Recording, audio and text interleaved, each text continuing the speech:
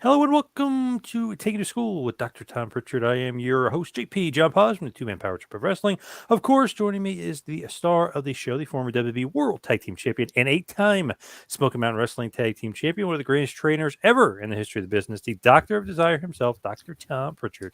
Dr. Tom, how you doing today, sir? I'm doing great today, John. Thank you very much for asking. It's always a pleasant night when you ask how you're doing. It's always pleasant when somebody asks how you're doing anyway, right? Or it's supposed to be. Some people get a little nosy. Yeah, it's true. Just Well, here's just a funny little comment here. I see dead people from Chris Haynes. well, That's pretty funny. so do Yeah. I, Chris. Yeah, on a regular basis. But I live Yeah. in Knoxville, so it's getting kind of hard there. Anyway, So, what is going on in a JPWA land? we're 6 weeks into this session, and these guys have been working really hard. We're having a good time, and I always recommend Knoxville for the summertime. Coming up, the next session will be July 4th. So summertime in Knoxville is always fun. It's nice and hot, and there's a lot of stuff to do. Dollywood is really cooking then too. Oh, nice. I Yeah, love it. working 9 to 5, man. Love it. Yes. Ibsen, my buddy Ibsen Arroyo says hello. Nice. Saw Hello. him Saturday with the Dirty Dutchman, your buddy Dutch Mantel. At, Oh, where were you guys at Saturday? The WrestleCon or? yes, 80s Very nice. Wrestling Con. Yes. Very nice. Yes. Doug says hello. Doug, the D- guitarist, your well, of buddy course. Doug, I love the guitarist. who is watching from Canada. We have a Canadian neighbor with us in this class, Cam Kamal. Cam Kamal. Oh, Yeah, okay. Nice. from Edmonton. Yeah, Nice. so I appreciate my Canadian friends. And Steve Curtis, I'm glad somebody loves this podcast. Yes. Yes. And Mike D wants Demolition with Crush in the Hall of Fame in 2023. It's crazy that Demolition isn't in the Hall of It Fame. is crazy. Isn't That that that nuts? yeah, that's one of those things that you would think automatically. In fact, I thought they were in a couple of years ago until I realized I saw something that Bill Eadie said, and so wow, I thought they were already in. So Yeah, I guess because those lawsuits they had against WB, I know other guys have sued him and they're in, so it doesn't make sense. Like one of the greatest no, tag teams of all time. And I agree, and I always like talking to Bill Eadie at some of these places. Man, I saw Sam Houston last week, whoa, and where? we at Lancaster, Ohio, and he was there, and I had a good talk with him. He was fun to talk to, and he's been doing a lot of stuff. He's doing well for himself too, so that's always good to see.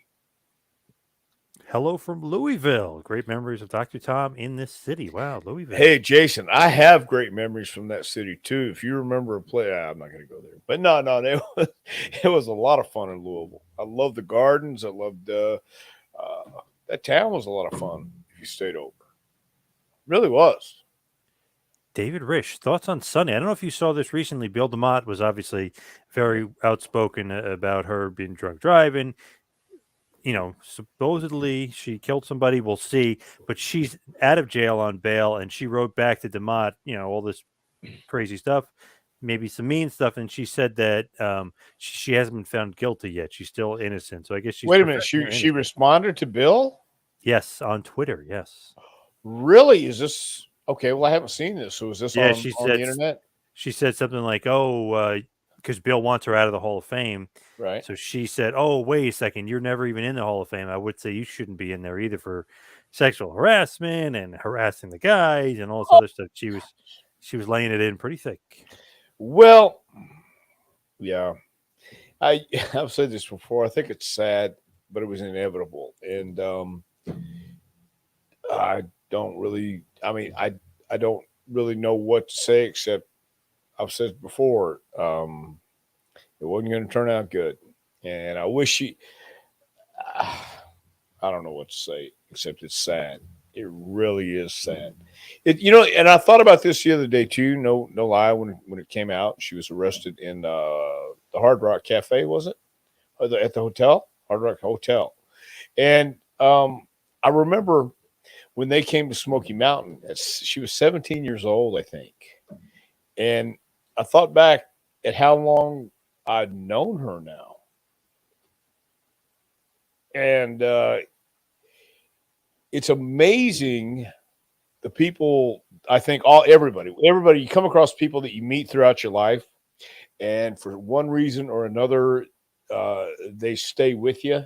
Their memory stays with you, and you've crossed paths, so that forever is, burned in the universe anyway. And with all the things that's happened to her, gosh, last 10 years, um, I asked myself, how did our paths cross like this, and why did she get so far derailed like she did? Right. I mean, it's a sickness. It has to be a sickness, and it's, or whatever you want to say. People don't want to say drug addiction or alcoholism is a disease. Some people don't want to accept that. Okay. I'm of the belief that it is a disease, and it's like something has a hold of you that you can't break free. I mean, she can't feel good every morning waking up with a hangover. You can't. It just doesn't work. Your body is going to take its toll if you're doing that much abuse to it. And I think it's sad for Tammy. It's sad for the people, lives she's affected. It really is. I could get on here and bash her and tell you how horrible she was, but I've said that before. She's just one of those people who is demon possessed. It appears she's got something in her that won't let her stop, and you don't want to call it a disease, so whatever it is, it's not good. So those are my thoughts. I hope that she didn't hurt anybody else going forward. Calvin, greetings from Cleveland, Ohio. Great show. Thank you. Well, thank you, Calvin. Dolomite, what's up, Dr. Tom? Nice. Well, if you've been listening, you know what's up. So, yeah. Ralph, what's up, Ralph? What's up, Ralph? Nice. Everything's up tonight. I mean, that's the good thing about this. Staying busy.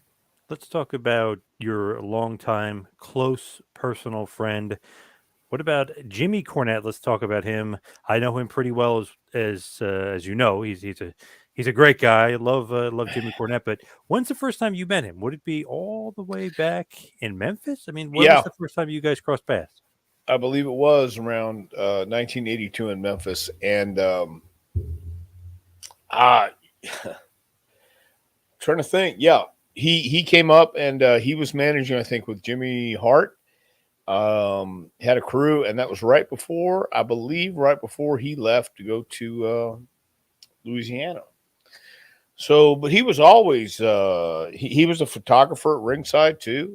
I did the same thing at 12 years old, and so I could appreciate the fact that he loved the business as well. You know, he had a passion for it, and he was a smart guy. So I met him in Memphis, and then we hooked back up. I'm trying to think where. I saw him throughout the years in different places, and when I finally went to Louisiana, they were on their way out. So he's always been one of those guys that was with a great team or a great worker or somebody who maybe couldn't talk. But even then, he just accented whoever he was walking to the ring with. Yeah, I remember seeing the first promo where Terry Funk tore his pants off in Memphis. You've seen that, Oh, yeah. obviously. I think a lot of people have. Yeah, so I mean, he came out realizing and going with the flow, going with the moment. Nobody told him he was going to rip his pants off, but yeah, he went with it. So he's been a talented guy for as long as I've known him. What did you think about him, though? Like when you first met him, what were your first impressions? Did you like him right away? Yeah, I did, because I mean he was a fan. He enjoyed the business. He was passionate about the business, and at that time, so was I.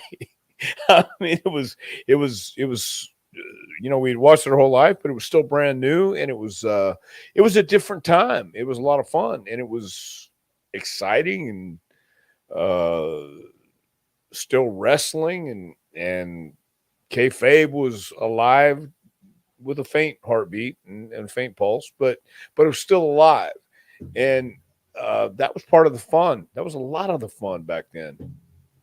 The baby faces stayed at one hotel, the heel stayed at another, and you couldn't ride together in some places, but it was that kind of business, and I think that's what Jim was made for. That's what I was made for. A lot of the guys back then, that's what we were made for.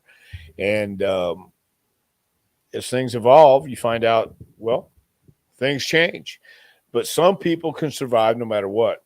And I think Jim Cornette has talent, and he always had talent to talk, and knew how to get a point across, and knew how to get people interested in what he was doing. Did you know like what he did before and how he got into the business, like being the photographer and the relationship with the Jarretts and his mother? Did you know all about that? Yeah, knew all about that. And we were doing the same thing in Houston. We were hanging around every week, sticking around. I was taking pictures for Gong magazine and Wrestling News with James C. Melby and Norm Keitzer, and names that Eddie Gilbert was doing the same thing. It was I remember seeing the credit for Eddie Gilbert. Eddie Gilbert, I think, yeah, it wasn't Tommy, but it was Eddie Gilbert and Jim Cornette, and so I knew. And he did follow the same path. You're hanging around, you're intrigued with wrestling, and he got to do it in the Gardens, and I got to do it in the Sam Houston Coliseum. So yeah, I knew that, and I could appreciate that. And just that model doesn't exist today. Says I met him many times in OVW. Think he lives in Louisville. Yes, Castle Cornette. Yes, he does. Yeah, he's got a Cornette. beautiful house. Have you been there? Have you seen it? No. Okay. He had you've seen it on the dark side. Yes. You've seen his study. That's what he's got a cool wrestling room. I saw a clip on Mike Tyson last week. Some guy was showing him history. He said with the boxing belts, because that's garbage. That doesn't mean anything. Well, sometimes it's kind of cool to have, just if you want to decorate stuff. Yeah. So. Yeah. But yeah, Jimmy. I again, I think being an only child had a lot to do with that too, or maybe not. But he and Kenny Bolin were good friends and used to go up and have fun watching wrestling together. And they got the Sheik, they got Bobby Heenan, they got different surrounding areas. So yeah, I knew about his past, I knew about his history, and I liked him right away. When they're reforming the Midnight Express, Dennis Condrey obviously leaves WCW/NWA, and they need a replacement. Obviously, they go with Stan Lane, and he gets teamed up with Beautiful Bobby, and the rest is history from there. But Cornette always says he reached out to you at one point. So were you guys always in, or he wanted to reach out to you, right. I guess, at one point. But were you guys always in connection or no? I think it was one of those things. I was in the South. I was in Continental in Pensacola when Adrian Street came up to me and said, "Hey, Jim Cornette's trying to get a hold of you." We were on the road, but we had like 3 days in a row and we weren't home. We didn't have okay, I was seeing that too. We didn't have cell phones back then. And Adrian's the first one who told me about it. And then what happened was that was when I think Crockett bought Tampa, bought Eddie Graham out, or bought the Florida office, and Stan was right there, wasn't doing anything. He fit the part. And so that was kind of cool. But yeah, I don't think I would have been right for them that time either. I was right where I needed to be. Looking back on that, I realize that now, because Continental Wrestling was it was a place for castaway, some of the guys who needed a break or were on the last legs of their career too, or just wanted kind of a nice place to be. And in Charlotte, they were getting ready to work, and they were getting ready to do some big angles, and I think Stan fit the part a lot better. I really do. I mean, I would have loved to have the opportunity, but I don't know if you could replicate what Stan brought to the team, especially at that time. Now, pretty high praise though, like for you to even be considered, right? I mean, that's my crazy. God, yeah. Are you kidding me? Yeah, I thought it was very cool. But I think the story has an even better ending because it played out the way it needed to do. And Smoky Mountain was Smoky Mountain. Come on, it was Knoxville, it was Kentucky, it was those areas. We weren't selling out Madison Square Garden, but it was one of those I, I, one of those territories that had that uniqueness about it. You had the rock and roll after they run in Louisiana and Charlotte, and now they're in Knoxville. And it had kind of I don't know if it's a charm, whatever it had to it. It has some kind of flavor to it that was different than anything else. I'm not saying it was better or worse. I'm saying it was different. And you had some of that southern touch to it. And I think the story played out the way it was supposed to play out. If it was meant to be different, it would have been different. And it all led to the association with WWF. And as the manager of Yokozuna, he would have wound up there anyway, but we just happened to be in the car with him when he came. So I think the story is much better that way. So. But just imagine Condrey, Eaton, Pritchard. You know what I mean? Imagine that. Yeah. Crazy. No doubt. No doubt, man. I worked with Dennis many times. Dennis was one of a hell of a worker. He was tremendous. And Jimmy always said he was the guy who helped put that together. No doubt. No doubt about it. And I'd love to have been a part of that. Shoot. So, I thought it was great. It just, I liked the way the story went. And again, now he's a recluse in his house. And as I told you, if one day that can happen, I want to be just like Jim. I admire that. I admire the fact that he has a great podcast. I admire the fact that he does his business at home. I admire the fact that he doesn't find it necessary to have to go mix and mingle to be relevant. And a lot of people will argue that he's not relevant, but I argue that he is. I argue that he goes out and the fact that he does speak his mind doesn't always agree with a lot of people, but I can appreciate the fact that he's not disbanded wrestling altogether. He'll still watch and he'll still talk about it. And who better than someone with a strong opinion, or who better with a great idea, and who better with the best quotes, I think. Phonier and football bat. I get that. I love stuff like that. So yeah, I think he's and not having to leave the house for it. What can you tell me is better than that? Crazy. All you need is Grubhub. Yeah. Yes. Or DoorDash or whatever. Or DoorDash. Yeah. All that shit. Yeah. Yeah. Right.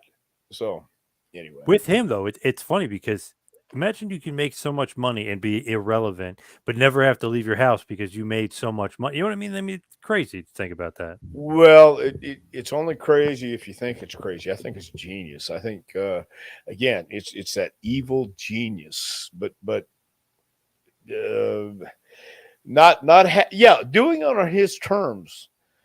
People like that, I can appreciate, and I certainly admire. So yeah. Don't have to leave your house and still have a good time and make a lot of money in the process.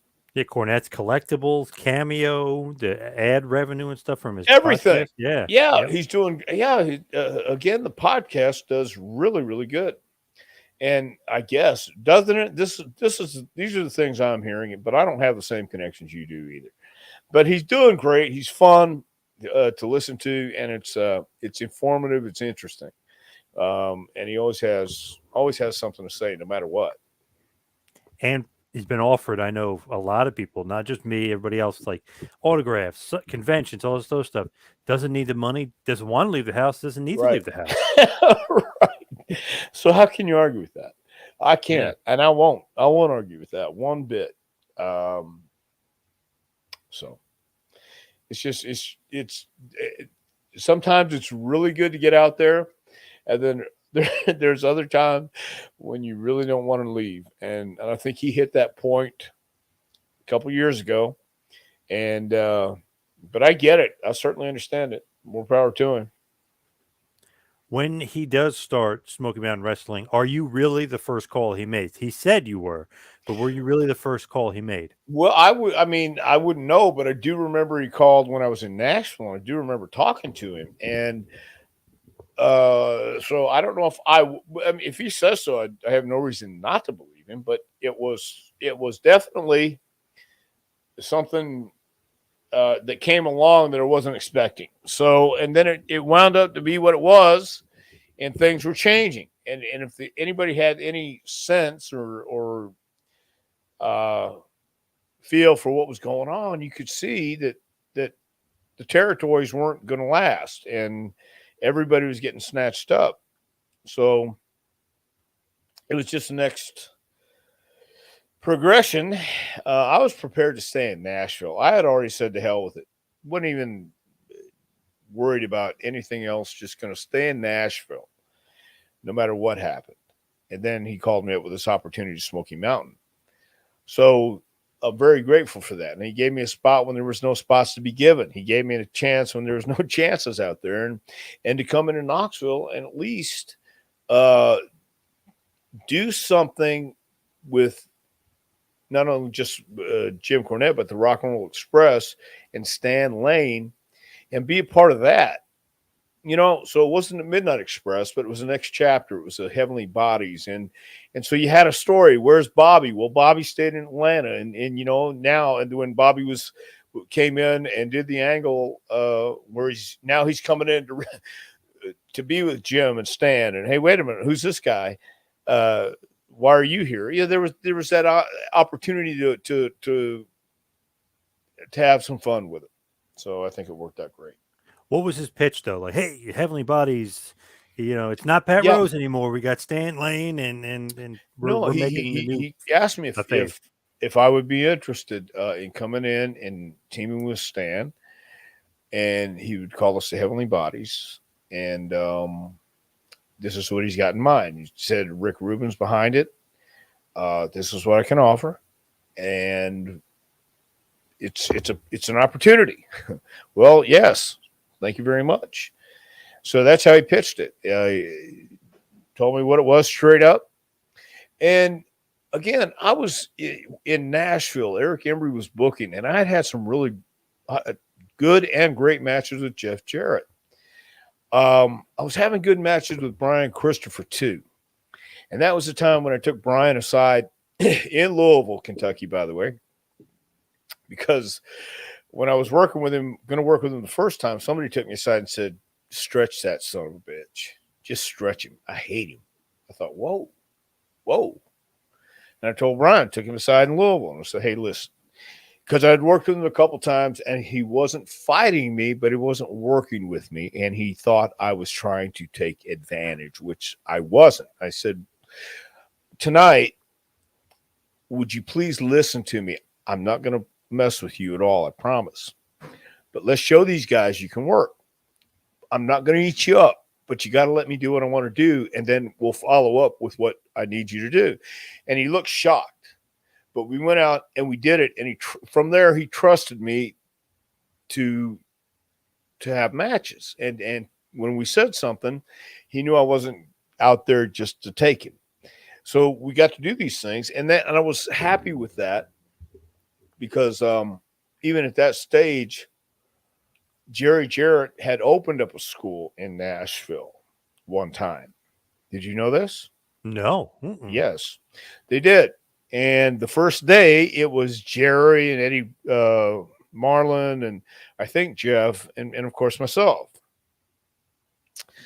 First day. The next Sunday, nobody was there except me. I showed up. Nobody asked me to show up, but I showed up. And an hour later, I think somebody had called the gym in a panic to find out if anybody was there, and we took care of it. So I enjoyed and was learning how to get that across in the ring, because I remember the guys who helped me. So that's where I was at. I was prepared to stay in Nashville, even though it wasn't my first choice. I was there.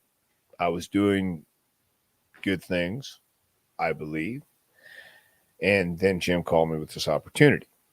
So I had been there about a year, and it was time to leave. Um, and then again, going into Knoxville and working with Ricky and Robert is a night off every night. You're going in there working with guys who've already worked a program with each other, Stan and Jim, rock and roll. And now I'm entering the picture. I'd worked with Ricky and Robert before, but not in this spot. So yeah, it really felt comfortable and it felt good to be moving on. And it felt comfortable and good because Jim Cornette's calling saying, I have a spot for you and it's going to be with me and Stan. And as the owner or general manager of the company, I don't know if it gets any better than that. You know what I mean? I wasn't going to argue about anything. I wasn't going to demand anything. I was given an opportunity, and who knew where that opportunity was going to lead? Lo and behold, it led to going to the WWF. And no matter how they used us, looking back on everything, it really would be up to Jimmy Del Rey and me, or Chris Candido and me, to offer something more. And if no one was offering us, why wouldn't we fight for our spot? Because it just wasn't. I didn't feel it. I don't think anybody else felt it either. Kind of figured, no, this is where we are. But it led to training. It led to being a coach. It led to doing the developmental system. So if Jim Cornette wouldn't have hired me that day, who's to say how the road would have twisted and turned? So it really was. I mean, that really was a turning point. If it wasn't for Smoky Mountain Wrestling, I wouldn't got the opportunity to go to not just WWF at that time, but WCW when Bill Watts was there, and Jimmy had that relationship with Bill Watts. And I'm starting to figure out now. Wait a minute. Oh, it's a relationship business. People have to like you. Wow, what a concept. Yeah. People don't want to work around assholes. People don't want to work around people they don't want to work around. Really? Man, that's how this works, huh? So anyway, that's where it took me, and I'm glad it did.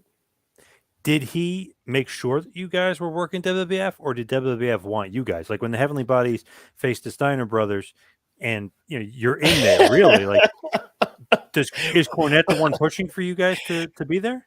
Well, here is my perception of what happened, and no one said this to me, but this is how I see it coming laid out.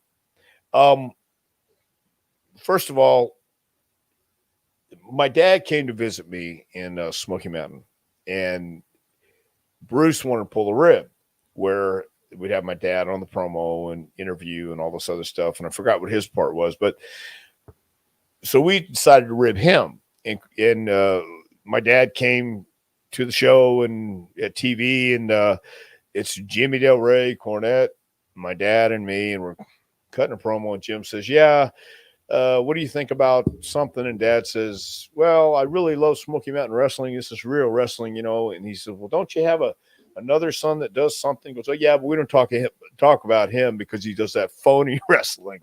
He said, Yeah. And Bruce was watching it with some company, and Cornette's delivering his promo, and they go, "Whoa, we can use him as Yoko's manager, as the American spokesman." They had Fuji. And why wouldn't you want Jim Cornette? Why wouldn't you? So, I mean, look, so they pitch it to us. They know he's not going to come without us. He knows. That's his ethic. And he offers, they call. I don't remember if Bruce called me first, or he might have, and said, you think you guys, I'm sure he called Jim. I said, "We got a match with you guys with the Steiners. We'll come do TVs." That was all just to get Jim there. They really wanted Jim for Yokozuna, rightfully so. Nobody was, look, it's not like we were setting houses on fire and doing record business. So why would they want us? It's because Jim wouldn't come without us in the beginning. Totally understood. I got that vibe right when they pitched it to us, because, yeah. So that was how that came about. And that's my perception. That's my idea how it actually did come about. And but again, they gave us an opportunity. and we did what we did with it. Wasn't always the smartest move, wasn't the wisest move, but it led me here. Speaking of Bruce, Mike's impressions and reviews. He says, "Will Something to Wrestle, obviously with Bruce Pritchard, ever do a Dr. Tom episode?" I don't know if you're privy to that information, but do you know? I have no idea. I don't know why they would. Why There's not? nothing. There's nothing to see here. Move on. That's my point, John. There's nothing on this street corner of your interest, and nothing for sale. Nothing here at all. So there's nothing to Do you talk think? Do you think he would bury you? Would Bruce, just as a rib? Do you think he would bury you, or maybe about. not as a rib? Maybe on purpose. Right. I was like, what do you mean as a rib? I said something one time on a promo. I says, yeah, just like that, except put him over. I have no idea. I really don't know. Really don't care. Actually, that's the only way to be right now is just really don't know and really don't care. I don't mean it in a negative way whatsoever. All I'm saying is this: I don't know what else you would talk about that hadn't already been said. That's what I'm saying. Now, why would anybody else care? There may be a question for Connie. Connie might have to answer that question. Might you have his number? Oh yeah, of course. Okay, cool. I think you do too. I think. I do. Yeah. But I'm not calling him. Okay, Yeah. go ahead. From Dolomite, if I'm not mistaken, Tom, didn't Heavenly Bodies wrestle for ECW a little bit before you came back to WWF? Yes. Without Cornette, though. Without Jim, yeah. We worked with Public Enemy, right? Yep. And who else? The Bruce Brothers, I think, if I remember correctly. Was that in ECW? Okay, because I, honest to God, don't remember. I do know you remember- work with them in Smoky Mountain, too, obviously, the Bruce Yes, Brothers. yeah. So, but I do remember working with Public Enemy, and I remember I worked with Chris in a singles match there. Yes. And Good match. yeah, I thought, but I don't know if we worked with anybody else. We weren't there a whole lot. We weren't there but a short time. I don't even know how many times, quite honestly. Yeah, it wasn't much. You guys No. were there and gone. It wasn't. We were there and gone. Yep. So You it did was- wrestle Tommy Dreamer, though. I remember that Did I wrestle Dreamer? at a house show. Yeah. Okay. I remember one time at Gleason's Gym. I worked with Rochester Roadblock. You remember him? Oh yeah. Yep. Yeah. Yeah. Joseph DeQuisto or whatever his name is. Yeah. Oh man, he was a Whatever his name was. monster. Yeah. 6'8", Sure. He was a monster. 350, yeah. Yes. And I was supposed to go over. You know he's a monster, right? You know he's a big guy, right? Yeah. Yep. Paul Heyman was my manager that night at Gleason's Gym. You been to Gleason's Gym? No, but I know a You lot ever met about Mr. it. though, Gleason? Okay. Anyway, Johnny So, Rods. I know Johnny Rods. there you go. Well, we have this match, and I go to cover. We do the finish. Paul hits him with the phone. I think it was 1, 2. He kicks out. Okay. Well, Paul went to pull his leg. I think he goes down again. He cover 1, 2. He kicks out again. I looked at Paul. I said, "Fuck this," and I walked out. And Paul says, "Yeah, let's go." So he actually got the mic. That's what it was. Scream something, and threw the mic down. And then he says, "Let's go." Then we walked back to the back and walked up the stairs, I think it was. And I think there were stairs. And Mr. Gleason, or whoever it was who owned the gym, or whoever it was that was responsible for the microphone, came in and started cussing at Paul, saying, "You throw my microphone down, you son of a bitch." And he had his boys in there, his boxers in there, his boys backing him up. And I remember Paul said to me, and Tony Atlas was right there too. Paul says to me, he says, "Tom, would you remove this gentleman from my toes or my foot, stepping on my foot, whatever it was?" Tony stood up and grabbed the guy by the throat. And it was snow on the ground too, by the way. I just got done wrestling. Grabbed the guy by the throat, and everybody started locking up, clamoring, and everything. Then they pulled everybody apart. And Paul says, "Get your stuff. We're leaving." Okay. Grab my bag. As we went down, I believe it was stairs and out the back door. The ECW guys on one side, each side, we went out to the door, got in Paul's car, and went off in the snow. In my tights, had a towel around me and shit. And it's like, Nice. yeah. Yeah. So that was ECW. Those were my experiences. Had some fun there too, though, but I had fun wherever I went. I really did. And I got to look at it like that. You wrestled ECW. Candido. You wrestled Spicoli. I know that. Yeah. I did. Ah, Spicoli too. That's what it was. Yeah. So. From Ibsen, why did you and the Barbarian end up teaming through the whole month of June 1994 against the Smoking Guns in the house shows? Was Jimmy Del Rey hurt? Did he want time away for his I think he was hurt. Yes, I think Jimmy hurt his knee, and that was, I think that was the deal. Weird team. You and the Barbarian. What a weird team. Why would you say that? I don't know. Just he was like, Sione. He's kind of a baby face. He's with the head shrinkers, and he's with the heel. He's with the heavenly body. You know what I mean? It's weird. I think he could have probably gone both ways at the same time. He was that big guy that you could say, well, he's off his meds, so then come back and say, oh, right. He's better. He's a nice guy. I mean, he's like that. You know what I mean? He really, yeah. Correct. Yeah. What a great guy. What a great guy. But don't piss him off. That kind of thing. So it's funny. I've heard that from Haku. Haku was saying how tough Barbarian was, and I said, did you ever look in the mirror? I mean, what do you mean Barbarian? But he said Barbarian is tougher than him. I think he was giving him some props, but I think so too. I really do. I rode with him. It wasn't just me and him, but it was he was sitting next to me. It was in a van, and we were going to a town. And I don't remember why, but he had a glass, like a drinking glass. And on the way back, he bit the glass, started eating the glass. Yeah. Oh. Right. And I'm sitting next to him and I'm going, okay, I get it. Can you eat glass? Would you even try and bite it? Yeah. Okay. No interest. So, well, okay. So you follow me on the Barbarian. He could stand by me one night and he could calm down the next. Yeah, there you go. Okay. It depends what time the night is. I don't know.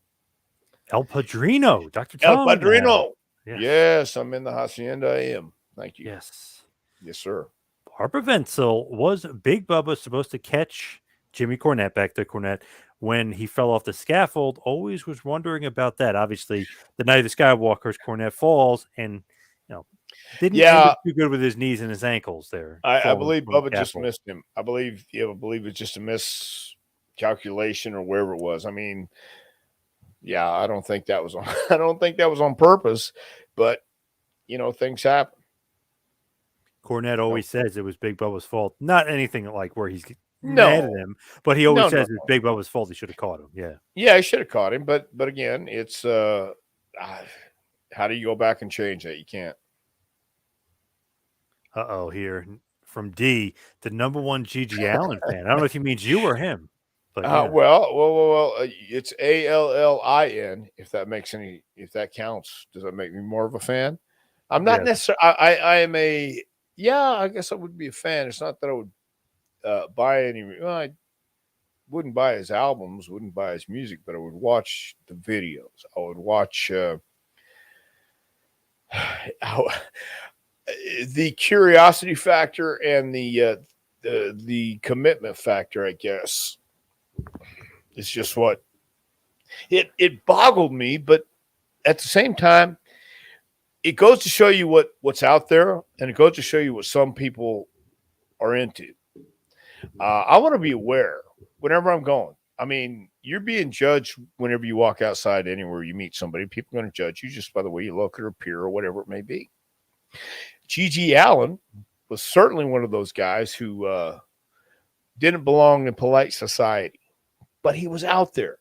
And as long as you knew he was out there, or for my sake, as long as I knew somebody was out there, I was always looking for them when they were in my face, wondering what this guy's into, what this guy's thinking. And that's just how I've approached everything for the last 60 years. Our buddy Dave Cole, Hope all's well. Enjoying listening to stories, great stories from the past when wrestling was much better. Well, let me tell you something right there. Did you ever see the 1972 film Friday Night in the Coliseum? It's about 30 minutes, maybe 40 minutes long. No. Mm-mm. Right. 1972. Can tell you. It opens with a match between Mr. Fuji and Gypsy Joe Rosario against Dean Ho and Nick Kozak. And I was just telling our guys tonight, man, it's bad wrestling. Like horrible, like hokey. Like how could any of this ever resonate? Well, it wasn't just those matches. There were some really stinkers back then. But then when you really got the good ones, like the Dory Funk Jack Briscoe matches, for the South, I'm sure it was Bruno and Pedro or Bruno and I don't know who was Bruno's rivals back then. Well, Ivan Koloff, Ivan, Stan Stasiak, Stan Hansen, when Hansen Joe broke, Watts. when Hansen broke Bruno's neck, I mean, accidents happen, but it forever is in history. And I'll never forget when I first started in wrestling in Louisiana at the first TV studio. I followed Boyd Pierce when the guy went over the bridge and all that stuff. Hansen was in the locker room, and Gino Hernandez said, "Hey, was it a work when you broke Bruno's neck or a shoot?" I'll never forget Stan said, "Only Bruno knows for sure." You know what I mean? Good answer, yeah. So there was some really good wrestling back then in the late 70s and 80s and early 70s too, but at the same time, not all was good. I said that because he had said when real wrestling was great, and it was great a lot of times, but there was some bad stuff too. Speaking of Hansen, Johnny Todd says, Dr. Tom, who do you think would win in a shoot fight between Hansen Brody versus Race and Hennig, all in their prime?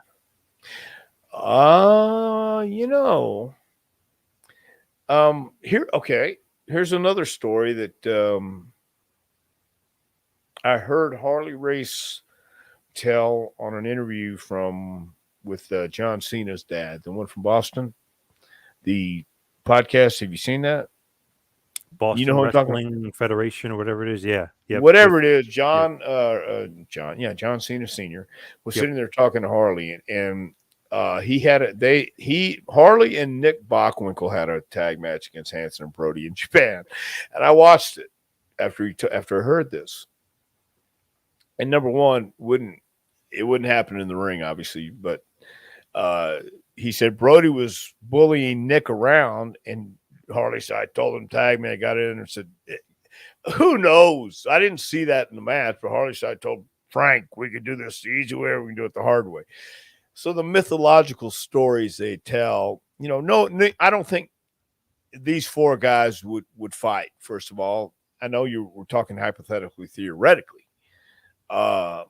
Brody and Hansen, and then Harley and Kurt. I wouldn't even know how to call that. I really wouldn't. I've never seen. I've seen Hansen be aggressive. Seen Brody be aggressive. Harley's always been calm, cool, and collected to me. I've heard a story, a bunch of stories about Harley in bar fights, but he knocked out two guys with one punch. One was in front of him, one was behind him. Back elbow, and then came forward with the other one with his left and knocked both guys out with one punch, basically. See, do you actually believe that happened? Yes, I do. I could actually see him doing it. See, that's what I'm saying. Yeah. I do. Yeah. I do too. That's what I mean. But if you tell people that kind of stuff happened, a lot of people go, "Oh, right, bullshit." Well, it's the same thing. I saw Matt Bourne hit a guy in Oregon in a bar, and the guy, he nailed him, hit his head on the wall, slid down. When the cops got there, he told them two guys beat him up. So yeah, I just if you would have told me that and I didn't see it, I would have said, yeah, right. But so there you go. Harley, I believe. Yes. But I believe Brody might do stuff like that too. He says, good question. Here's one from Tony Bronco. Did your brother Bruce ever try to put a good word for you in the late 80s WWF? Once again, I think Bruce and I both, we were doing our own thing, and it's kind of a tricky situation, uncomfortable situation, because I think well, no, I don't think, I know he knew how I was. So that was a real touchy deal, kind of weird for him. And I think it got weird just a little bit because um, why wouldn't I be there? Well, that's on me too. So no, I don't think it was his place either, and I wouldn't want to screw up his deal. Hey, Hello, Sean. hello out there. Hello, yes. See, And so Doctor, so we are live right now. yeah, we're I mean, live. so on Yeah, on YouTube or yes, YouTube, yeah, yes, and Facebook, gotcha. yes. Okay. Barbara said, Dr. Tom, always a good worker. Never feel like he got the credit he deserved. Wow. I actually feel I do get the credit I deserved. I got just what I deserved. I mean, I was responsible for what I did and how I did it, and it But it's wasn't. funny, off air, you're telling me you're better than Bobby Eaton and all this other nonsense. So I don't know what to believe, you know? I don't know if to No, believe Barbara or you can not. believe what I said off air or on air, whichever you want, and then it's up to you. It's up to you to make the difference. I'm And kidding, though. You would find, never say you're better than beautiful Bobby, though. I'm kidding. you don't know that. Oh, well, I might have. Yeah, I might have. I might have said it to my puppy dog over here, and you might have heard it. So, yeah, no, man. It's yeah, it's sometimes like I said, if I could be a recluse like Jim Cornette right now, I would take it in a heartbeat. interesting here from our buddy Rick. He says, I seen the Sheik in person for the final time, March 84 in Ohio, and he looked a little like a little old man walking around and working that night. I was totally blown away that 3 months earlier he was working Atlanta's Omni versus Mad Dog Buzz Sawyer. Had to be a major work. It would have been ugly at that point in their respective careers. Interesting. We're talking about Ed Farhat. You're saying The Sheiky against baby. The real Sheik. no, Yeah. The real the Sheik. real Sheik. Yeah. Well, I'll tell you a story about the Sheik. When he came to Houston the first time, first time when I saw him, and I was working for Paul, I had to take the snake guy back to the hallway in the locker room and knocked on the door because I wasn't allowed to go in right into the locker room then. And told Paul that we had the snake. So Sheik, he got Shake to the door, and I'd never heard him talk, just knew the myth. And when he got to the door and he looked at the snake, says, "Well, that's kind of a big snake, huh?" I thought he didn't talk. What? Well, that's kind of a big snake, huh? Thought, okay, so but he had this when he came to the ring, when he walked in the arena, he was that guy, and that's what everybody did back then. Everybody kayfabed, and everybody wouldn't let in just anybody in and who they were. So, but even the Sheik gets old, and I saw his last bit in Japan too. You know, trying to be vicious at 78 years old doesn't always work. Yes, I totally agree. With Yeah. going back to just to Cornette for a minute though, here with Jimmy Cornette, it's funny to look like how many matches you guys actually had together. Like not him managing you, but him actually wrestling. Like you and him Yeah. in '92 in Smoky Mountain, he would wrestle. You guys would be wrestling Bobby Fulton and Jackie Fulton. Like you guys had a bunch of matches. You had handicap match with the Bruise Brothers against the Heavenly Bodies and Jimmy Cornette. You had all sorts of matches. What was he like to actually work with as far as like wrestling? It was great. It was no different. It really was no different. He was that chicken shit manager who had all the bravado and chutzpah and gravitas, whatever you want to call it. He had it all as a wrestler too, and I think that's the appeal. You always wanted to see the manager get his comeuppance, obviously. So, and Jimmy never shied away from it. He could take bumps, and he didn't. But that's the thing. I remember in JJ's book when JJ worked in Houston as a manager, and then he got in the ring and had matches. He was taking great bumps like the boys, and Paul Bosch got mad at him. You know, saying you're not supposed to be bumping like that. You're supposed to be bumping like a manager. Well, Jim bumped like a manager. He knew how to do that, and he was a lot of fun doing it too. I keep saying that, but it's true. It was a lot of fun there, man. And if I've learned anything in life, if you're not having fun, it's not worth living. Did he like wrestling? Did he I like think he did. I really do think he did. I think it was his chance, especially to get out there and uh, be in the ring, wrestling, doing what he should do, and then selling and working and doing what he does. Because that's why we get into it. I truly believe you start out and you watch it and go, man, I want to be like that guy. And Jimmy did the same thing.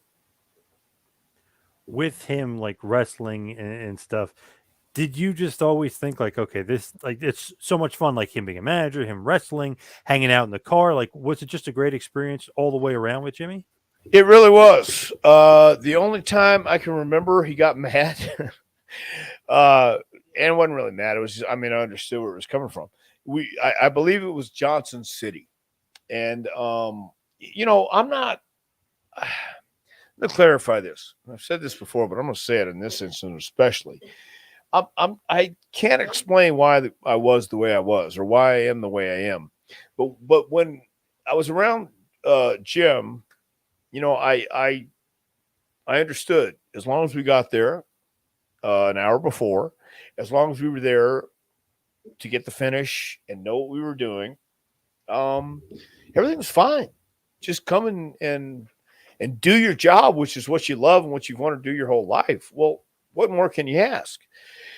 There was one time in Johnson City when I went up to the seats to watch a match. I just wanted to see this match. And right now I couldn't even tell you who was in it, but I just remember hearing them go over it and I say, I want to see what they're going to do. So I went up to the seats and I sat there. Okay. That was for the first match. Well, hell, the second match came out and I said, oh, let me see this match too. I know what we're doing, but I sat there. And then after that match was done, I came back down to the locker room. Jimmy was pissed. He was fuming because he couldn't find me. He wanted to go over the match. He had destroyed his racket, hit the racket on the concrete thing. Boom, destroyed that. And he yelled and screamed, but got over it, and we went over the match. That was the only time he got mad. But the next day, Dick Murdoch was in, by the way, and I was taking Dick to the town the next day.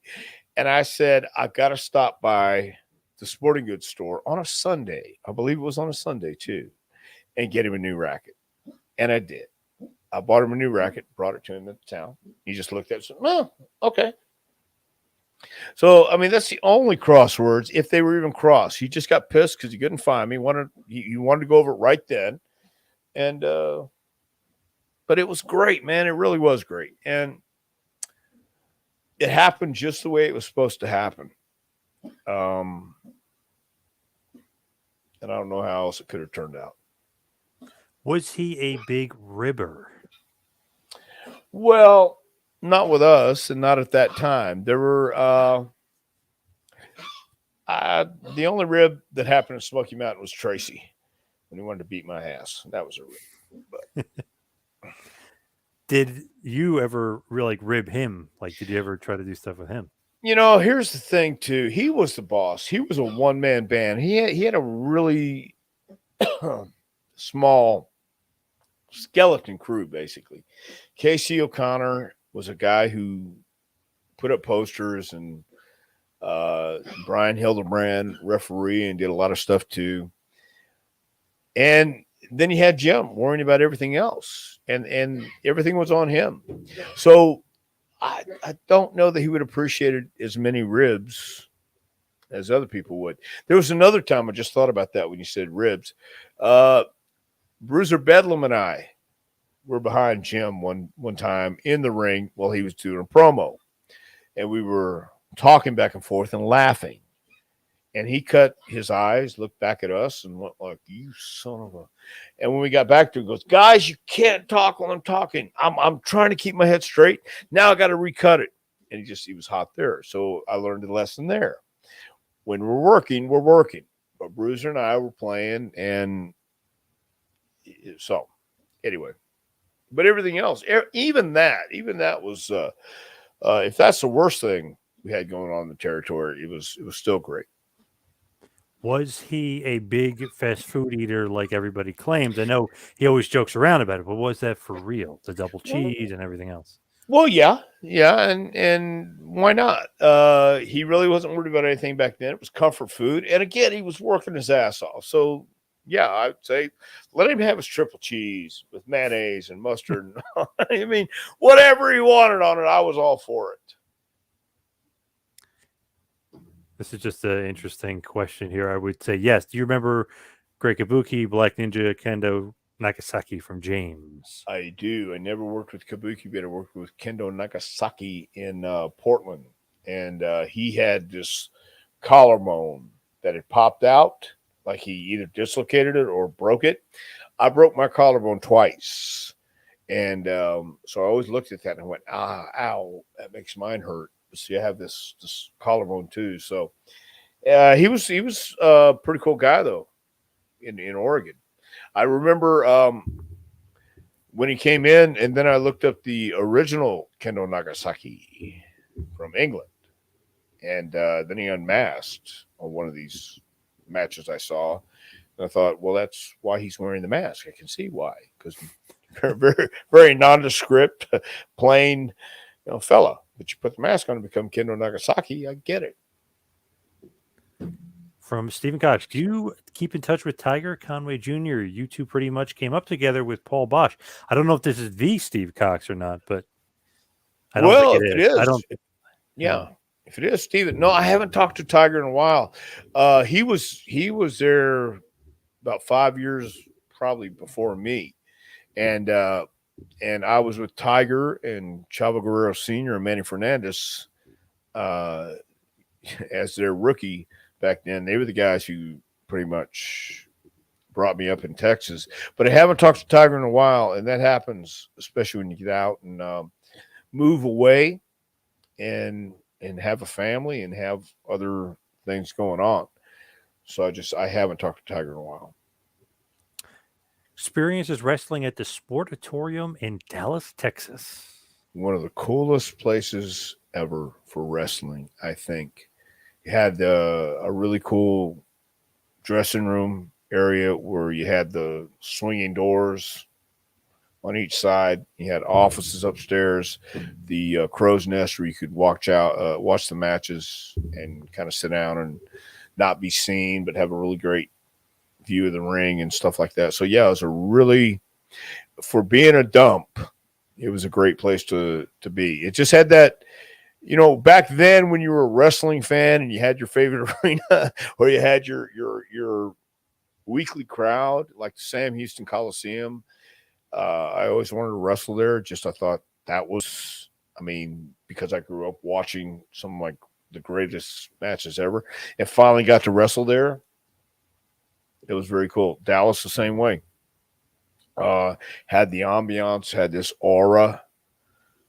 Fritz von Erich, Johnny Valentine, Gary Hart. All these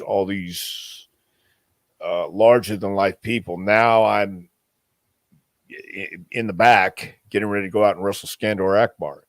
So that was really awesome. Yeah. Good question there. Here's just a throwback from David Cole saying that his favorite feud was Bruno and Bulldog Brower. Think about that. Yeah, think about that. School, yeah. Bruno against Bulldog Brower. What about Crusher Verdue? Do you remember Crusher Verdue? I just do. The name. Yeah, no, just the name. He Yeah. was a big, stocky guy, and he's working with Bruno. Bulldog Brower against Bruno in the Garden. You could bring heels in like that, and you could put him against Bruno. Bruno was that over. So gosh, it was a different time, and it was a different vibe in the whole business. So, $1 Million Man or Gino Hernandez, who did it better? ooh, I don't know if anybody did it better, and they weren't playing a gimmick. That except for Ted, the $1 Million Man became the $1 Million Man. He was that guy. He rode the limos. He did all the stuff. But Gino was the same way. Gino was authentic. Gino was special. I really, in my opinion, Gino was a special performer. He's a special worker, and I knew him when he was a kid, a teenager. I want to say about 15.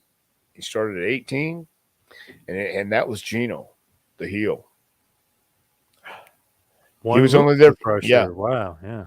yeah, but he was on the cover of a wrestling magazine, Crusher, Verdun, and Bruno. And I remember seeing it. It just stood out in my mind because it was such an obscure name, Crusher Verdun, and he's against Bruno Sammartino. I don't know if you have a better, not only personality like Bruno, who was the part, but he had the great name to go with it. You know, Sammartino, that strong Italian world champion name. And you know the story that he went to Canada and then Vince called him back, right? Sure you do. Yes. Of course. Yeah. So I love hearing stuff like that too. Whether it's true or not, I choose to believe or not believe. How about that? Not Stephen Cox, the wrestler, but he does remember when he teamed with Michael Hayes. But he was a free bird for a little bit, technically. I remember when Stephen Cox formed a team with Michael Hayes too. So, yeah.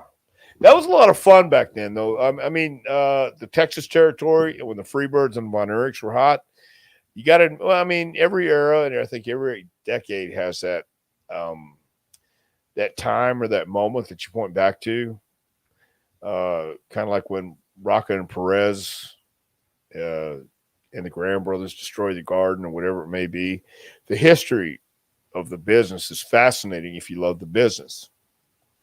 And finding out about guys like Stephen Cox and Michael Hayes in Texas, talk about a Southern flavor. You can talk about a different, mix. I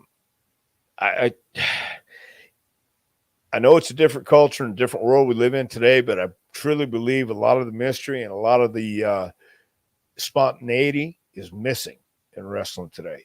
And letting guys, I know why they don't let guys talk, because they don't know how to talk and they don't know how to tell stories. Some of the greatest storytellers in the world would tell the stories in the locker rooms, and that would translate back into the promos. Dick Murdoch was that way on camera and in the back too. And I always tell the guys, if you really love the business or you really want to do this, I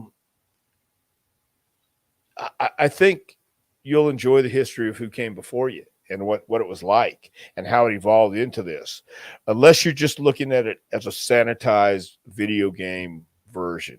Because the stuff I grew up on, you couldn't put in a video game even today. It was blood and guts. Abdullah the Butcher with the blood dripping down in his forehead into his hands and then drinking it and spitting it up in the air. I mean, how barbaric and how sick is that? It was the greatest thing on earth at that time for the business. I mean, when you could get the drama and the blood and the sweat and the guys throwing live rounds, knowing it's coming, and doing that because they have a love for it instead of just doing it to do the moves. That's what's missing too, I think. I don't want to go on a rant here, but anyway, I'm done. What about Don Leo Jonathan? That's a from the past. Yeah. There, yeah. How about Don? Was Don actually taller than Andre? I mean, they were pretty tall, but Andre wasn't 7'4", from my understanding. But they could bill him at 7'4" back then. Of course, yep. You know what I mean? And that's I love the larceny that it invokes and comes in and all that crap. I really do, because it's not crap. Or it's good crap anyway. B40. Better entrance song for the fabulous one. Billy Squire, Everybody Wants You, or ZZ Top, Sharp Dressed Man. I like Sharp Dressed Man. Yeah, me too. Yeah. Kind of fit those two as well. Yeah, it did. Because, I mean, Billy Squire says it all, but at the same time, ZZ Top really feels it, I think. How profound is that? What the hell? Nice. Yeah. Did Dr. Tom ever work as a booker? No. Never have. except for JPWA. Does that count? That counts. Yeah, I'll give Okay, it. thank you. Okay, we can put that As on far my as resume. Jimmy Cornette, though, give us the legacy. Give us the grand finale on Mr. Cornette. I've heard him say that Bobby Heenan is the greatest manager in wrestling. I would have to agree. And there's a lot of great managers that I've seen growing up, and Jim is certainly in the top 2 and 3, because it has to be a close. It's a damn close race with Paul Heyman, if not right together. I really do.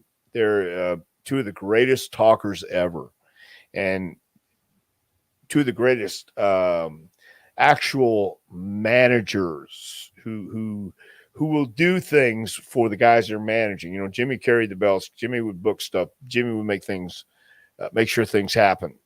We didn't have to worry about that, and his teams didn't have to worry about that. And I think he's certainly, if not number 1, certainly number 2. And I'll give it to Bobby Heenan. Is you have to. But Jimmy's not far at all. He listened to Lawler. He listened to Heenan growing up. He knew that he knows how to tell a story. I love the analogies. I love the comparisons he makes. It's entertaining, and it never stops. You know, Bob Hope would walk around telling jokes all day to himself in an elevator, laughing or whatever, just wherever he'd be walking. Jim Cornette's the same way. He cut a promo on anybody, anytime.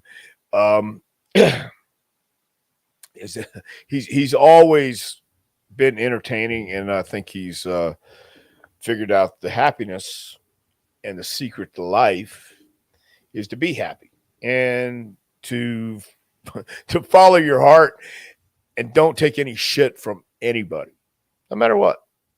You're entitled to your opinion, and I think he feels that way. So I think his legacy is certainly is one of the greatest managers of all time.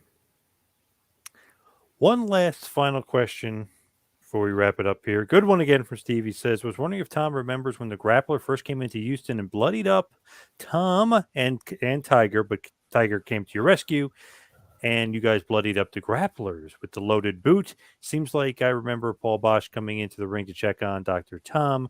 Boy, you talk about instant heat for the Grapplers. Those were the good old days. Yeah, those were the good old days, and I remember that very, very well. Yeah, Grappler came in and had the loaded boot. I was a young white meat Houston hometown babyface. Kicked me, blood everywhere. I was quivering. Yeah, I think Paul came down. Everybody came down to check on me, and that was the good old days when you could do stuff like that, not have people concerned. And I don't know, man. When I start thinking about this stuff, sometimes I wonder why it can't be done today the right way. But then I have to realize, if you've never seen it live, if you've never felt it and don't know what it is, you don't know how to perform it. It's like you can describe a concert, but if you're not there to feel it, smell it, look at it, you don't get it. I can't tell you how good it sounds because you weren't there to hear it. Same thing with wrestling. I can't tell you how good it was unless you were there to see it, feel it. Just the sounds to your left and to your right, and then you're looking right at the ring, and you feel how the people were into it. You feel how you were into it, and it was simple, yet you had the little ins and outs of angles. You had colorful characters. You had larger than life. And you wondered, how do these people, how do the guys like the Sheik, Ed Farhat, how do they exist in society? And adults would look at you and go, you know, this isn't real, right? And you look at it and go, but no, this guy is crazy. He's really crazy. And how could this happen? How do you allow these guys out on the streets to be free? He's insane. You do know this is wrestling, right? And mom, look what they're doing to him on TV. Call the cops. You do know the police are there, right? Then why aren't they arresting him? because it's wrestling. Yep. But the point is, you can still do it with feeling. You can still do it if people believe, if you're still authentic. And I'll say this and I'll quit. Brock Lesnar is the most authentic guy in wrestling these days, in my opinion. Roman Reigns is a great wrestler, no doubt. But when Brock Lesnar walks down that ramp, that there's a chance he's going to snap. Even if he's working, it doesn't matter. You look in his eyes, you look at a monster like that, and he's invincible. That's my opinion. Nice. Just a few little things here. Thank you, Dr. Tom. Dr. Tom should get back to the beast, start training these jabronis. Great interview, Dr. Tom. But let's talk about your book, A Pro Wrestling Curriculum, Advice, Suggestions, and Stories to help the aspiring pro get to the next level. Dr. Tom, where can they get the book? You can get that book at jpwrestlingacademy.com. On the front page, just click it. Order from Amazon, jpwrestlingacademy.com. I'm a happy girl 71. I was lucky because I grew up watching WCCW and Houston Wrestling. And Houston Wrestling, you had to go to 1919 Carolina at the corner of Pierce to get your tickets for the Sam Houston Coliseum. You damn right you did. Yeah, that was a cool office. Houston, you got it. I read it. I saw it. I figured. Yes. Yeah. And of course, you can follow me on Twitter and Instagram at 2Man Power Trip. Check out the website, tmptempire.com. Follow Dr. Tom on Twitter at Dr. Tom Pritchard. Go to Pro Wrestling Tees, ProWrestlingTees.com, and go to the Dr. Tom store or the JPWA store. Dr. Tom, what else you got going on? Anything good? Oh, we got a lot of stuff good going on, but I'm just happy to be back, and I'm just happy to chill out in New Jersey this weekend. Friday and Saturday night. Going to hang out with Super Crazy Dojo. Yes, sir. And it's Skid Row, I believe. Yes. Deptford, New Jersey. Yes. Deptford, New Jersey. So I'm heading there this weekend and can't wait. Thank you, everybody. Thank you for all the questions. Anybody we didn't get to, hold on to those questions for next week. We'll see you then. Thank you, everybody, for tuning in. See you next week, folks.